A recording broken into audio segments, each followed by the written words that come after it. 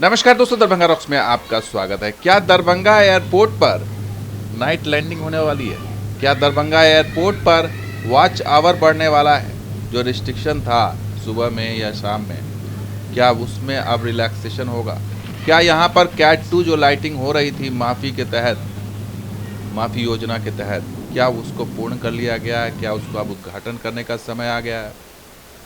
ये सवाल इसलिए उठ रहा है क्योंकि अच्छी खबर ये आ रही है कि कल यानी कि 9 तारीख को यहाँ पर एक टीम आने वाली है, वायुसेना की टीम होगी और वो इसका निरीक्षण करेगी, कैट 2 लाइटिंग का। आज उसी की चर्चा करेंगे क्योंकि ये मच अवेटेड, ये बहुप्रतीक्षित यहाँ पर जो है ये योजना है। तो गोपाल जी ठाकुर दरभंगा के सांसद एयरपोर्ट पर पहुँचे थे और एयरपोर्ट पर उन्होंने यहाँ के डायरेक्टर नदीम नावेद से मुलाकात की और उस मुलाकात में ये बात सामने आई कि डायरेक्टर साहब ने बताया कि यहाँ पर एक टीम आ रही है 9 अप्रैल को, यानी कि कल, और वो टीम जो है यहाँ पर आकर के देखेगी कि क्या स्थिति है, उसके बाद ये फैसला लिया जाएगा। तो 9 अप्रैल को एयरफोर्स की सर्वे टीम निरीक्षण करेगी, ये डायरेक्टर नजीम ने जानकारी दी है।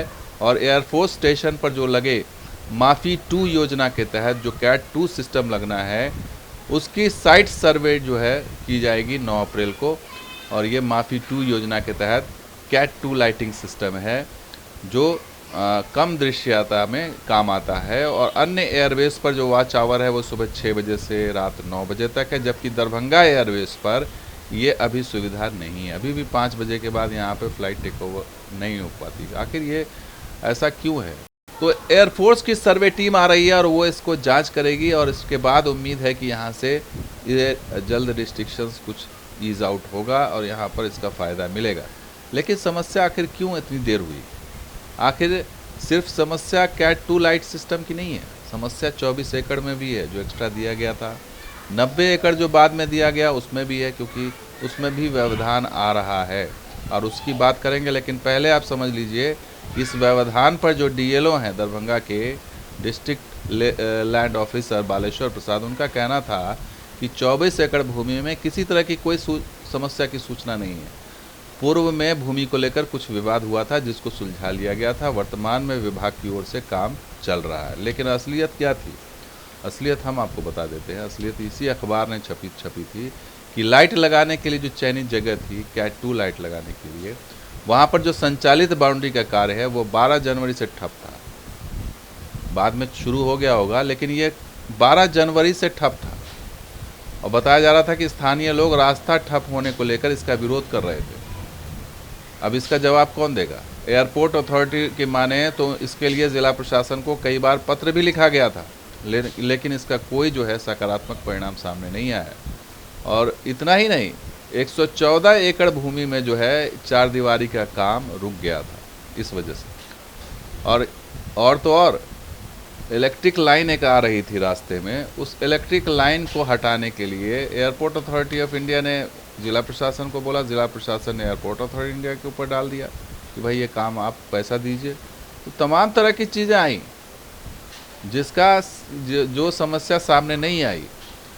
और सरकार की ओर से जो 90 एकड़ अतिरिक्त भूमि दी गई है उसमें भी काम में बाधा उत्पन्न हो रही है। और ये बाधा ओवरहेड इलेक्ट्रिक लाइन हो या रास्ते को लेकर के हो, जो भी हो, समस्या ये आ रही है और इस वजह से डिले हो रहा है और इसको एड्रेस करने वाला कोई नहीं है।